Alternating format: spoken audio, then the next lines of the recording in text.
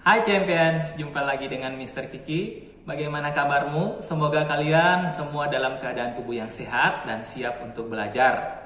Pada saat ini kita akan lanjutkan pelajaran tematik kita ya, yaitu tematik kelas 5. Oke, apabila kalian sudah siap untuk belajar, yuk kita belajar. Muatan IPS, kegiatan ekonomi masyarakat di dataran rendah. Dataran rendah atau aluvial merupakan dataran yang luas dan rata terletak di ketinggian 0 sampai 200 meter di atas permukaan laut. Aluvial merupakan salah satu jenis tanah yang berasal dari endapan aliran sungai. Dataran rendah memiliki banyak keuntungan seperti area yang relatif datar yang memudahkan proses ekonomi, tanah yang subur yang baik untuk bercocok tanam, dan beberapa keuntungan lainnya membuat area dataran rendah cocok dijadikan pusat kegiatan ekonomi. Contoh kegiatan pembangunan ekonomi seperti menanam padi dan menangkap ikan. Kalian bisa lihat contohnya pada gambar ya. Kemudian mengidentifikasi kegiatan ekonomi di dataran tinggi.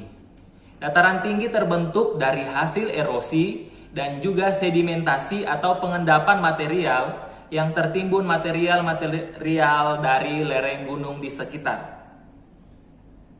Aktivitas ekonomi masyarakat di dataran tinggi lebih cocok untuk perkebunan dan peternakan.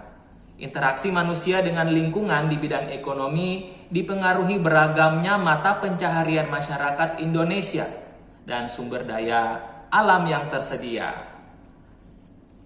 Bisa kalian lihat gambar aktivitas ekonomi masyarakat di dataran tinggi seperti perkebunan ya, ada perkebunan teh.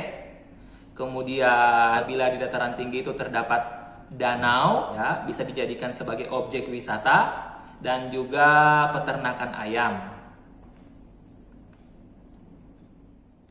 Materi selanjutnya muatan ilmu pengetahuan alam. Menjelaskan benda-benda yang bersifat menghambat dan mempercepat perpindahan kalor. Konduktor adalah benda yang dapat menghantarkan panas dengan baik. Contohnya baja, besi, logam, aluminium, dan logam lainnya. Sedangkan isolator adalah benda yang tidak dapat atau kurang baik dalam menghantarkan panas. Contoh-contoh isolator adalah kain, air, kaca, kertas, plastik, dan kayu. Biasanya benda-benda konduktor akan dipadukan dengan benda-benda isolator ya, agar pengguna benda-benda tersebut aman dan tidak mengalami luka ataupun cedera. Misalnya pada teflon ini digunakan untuk memasak dan menggoreng. Misalnya, jadi gagang pegangannya itu dilapisi oleh benda-benda isolator. Pada gambar ini bisa kalian lihat gagangnya dilapisi dengan kayu. Seperti kita ketahui bersama, kayu adalah bahan isolator yang sulit mengantarkan panas. Selanjutnya, perhatikan cara-cara menghambat dan mempercepat perpindahan kalor dalam tabel berikut.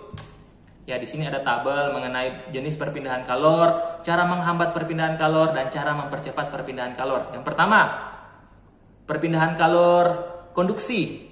Cara untuk menghambatnya yaitu dengan menggunakan benda-benda bersifat isolator seperti karet, plastik, kain, wol, dan ebonit.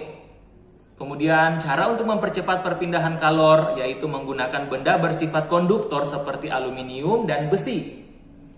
Kemudian jenis perpindahan kalor konveksi dan radiasi.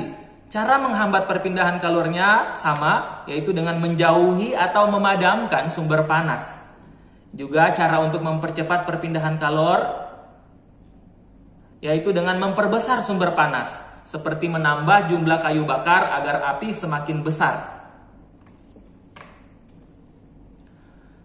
Selanjutnya, alat-alat yang digunakan untuk menghambat perpindahan kalor dalam kehidupan sehari-hari. Misalnya setrika ya, fungsinya adalah untuk merapikan pakaian. Setrika memanfaatkan prinsip perpindahan panas konduksi. Sumber panas berasal dari elemen yang dipanaskan. Panas yang dihasilkan kemudian memanaskan alas setrika.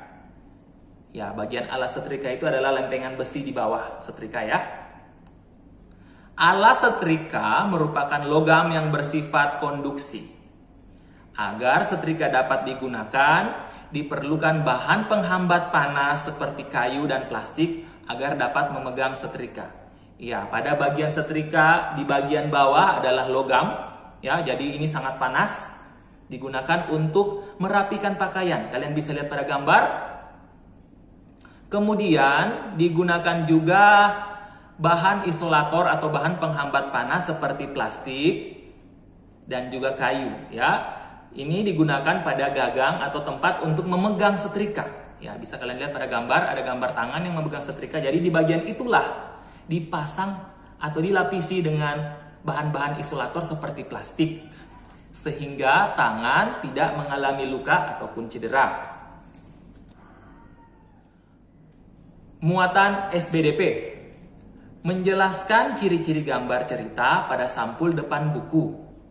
Gambar cerita adalah gambar yang digunakan untuk menjelaskan maksud suatu cerita. Gambar pada sampul depan buku berfungsi untuk menjelaskan keseluruhan isi buku, agar pembaca tertarik membaca buku tersebut.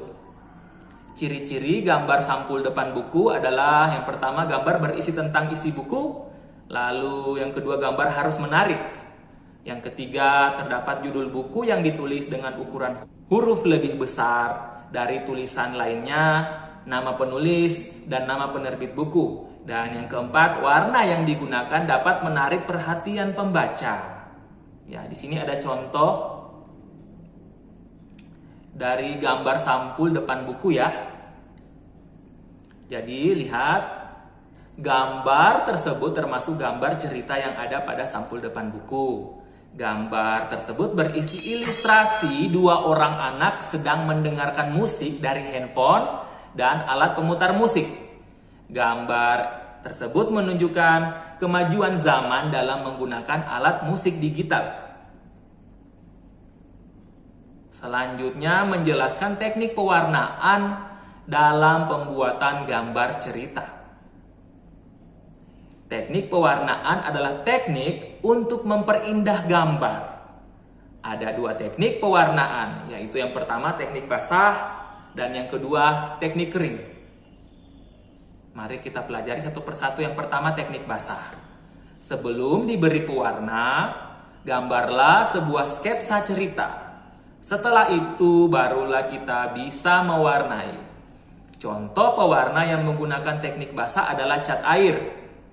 Selain cat air, kita juga butuh kuas, gelas, air, palet, dan kapas.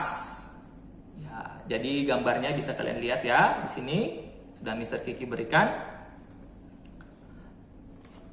Selanjutnya teknik kedua yaitu teknik kering. Kita dapat langsung menggambar sekaligus mewarnai cerita pada kertas. Contoh alat yang digunakan untuk mewarnai pada teknik kering adalah krayon, pensil warna, dan spidol warna. Ya, jadi seperti yang ada pada gambar ya. Oke, jadi seperti itu ya video pembelajaran kita pada saat ini. Mr. Kiki berharap kalian bisa memahami dan semoga video ini atau materi-materi saat ini dapat berguna bagi kalian. Pesan Mr. Kiki agar kalian tetap semangat untuk belajar, tetap menjaga kesehatan, dan juga tetap menjaga kebersihan. Baik itu kebersihan diri kalian, maupun kebersihan lingkungan tempat kalian tinggal. Sampai jumpa pada video-video pembelajaran selanjutnya. Thank you for watching and God bless you. Bye.